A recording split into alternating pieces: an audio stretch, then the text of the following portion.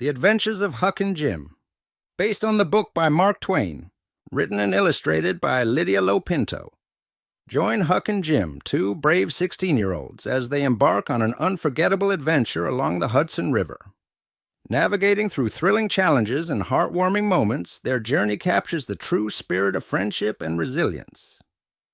Inspired by Mark Twain's classic tale, this modern adaptation brings new life to a beloved story, beautifully written and illustrated by Lydia Lopinto. Get ready for a series filled with excitement, laughter, and the boundless wonders of youthful exploration. Episode 3. The Journey Begins. With their canoe gently gliding through the waters of the Hudson River, Huck and Jim felt the thrill of adventure wash over them. The New York City skyline was now a distant memory, replaced by the serene beauty of the river and its surroundings. The boys paddled in sync, their excitement growing with each stroke. "Look at this, Jim," Huck said, his voice filled with wonder. "We're really doing it. We're on the Hudson River." Jim grinned, his eyes scanning the shoreline. "Yeah, Huck, this is amazing. I can't believe we're finally here." The boys had packed their canoe with all the essentials: snacks, water bottles, camping gear, and their trusty map.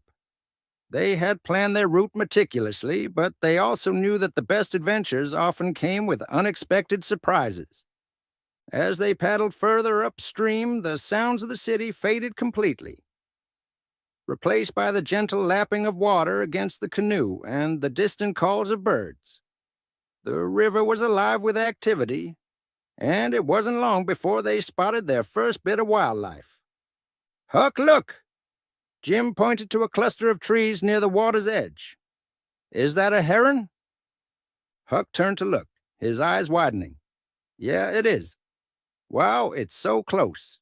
This river is full of surprises."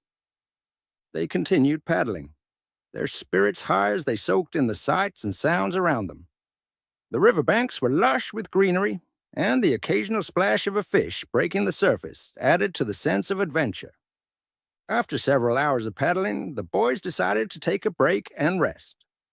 They pulled their canoe onto the western shore near the town of Yonkers, just where the old sugar plant stood. The train tracks separated the shore from the sugar plant, giving the area a somewhat industrial feel. Little did they know that this was a tough part of town, and gangs often hung around the area. Finding a shaded spot under a wild mimosa tree, Huck and Jim sat down to eat their sandwiches. The cool shade provided a pleasant respite from the sun, and the boys enjoyed the quiet moment. As they were eating, Jim's attention was drawn to some movement in the distance. He squinted and nudged Huck. "Look over there," he whispered. "What's going on?" Huck looked up and saw two groups of tough-looking kids approaching. One group wore shirts that said grunge and the other devils.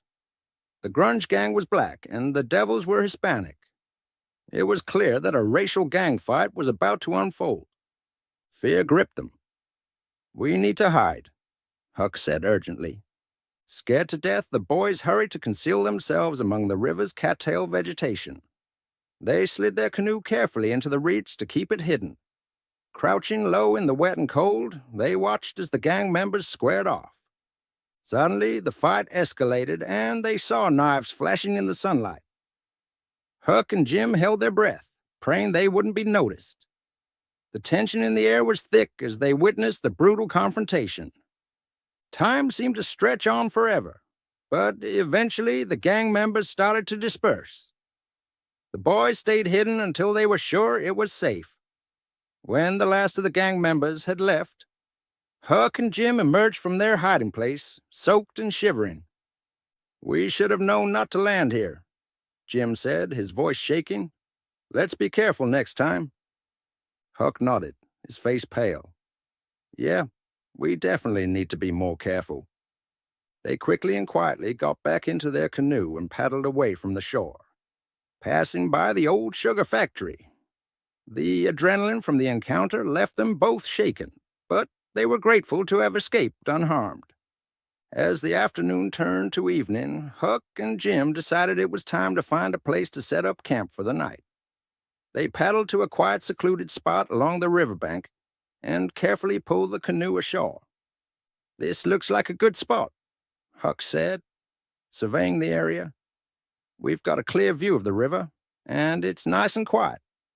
Jim nodded in agreement. "Yeah, let's set up camp here." Working together, they unloaded their gear and set up their tent. Huck started gathering firewood while Jim arranged their supplies. Before long, they had a cozy campfire crackling, casting a warm glow as the sun dipped below the horizon. Sitting by the fire, the boys shared stories and laughter, the flickering flames reflecting in their eyes. They cooked a simple meal over the fire, savoring the taste of their hard-earned dinner.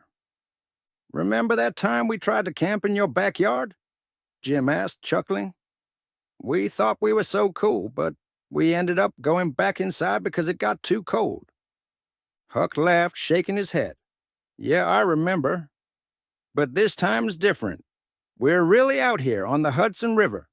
This is the real deal." As the night grew darker, they lay back on their sleeping bags, staring up at the stars. The sky was clear, and the stars seemed to shine brighter than ever, free from the city's light pollution.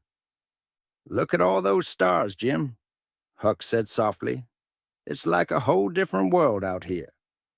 Jim nodded, his eyes fixed on the twinkling lights above. "Yeah, Huck, it's incredible. I'm glad we're doing this." With the sounds of the river and the night creatures around them, Huck and Jim drifted off to sleep, their dreams filled with the promise of more adventures to come. The journey had just begun, and they knew that the Hudson River had many more surprises in store for them. Find out what Huck and Jim find in their amazing adventure. Subscribe to get notifications. This book was published by Cloverleaf Publications.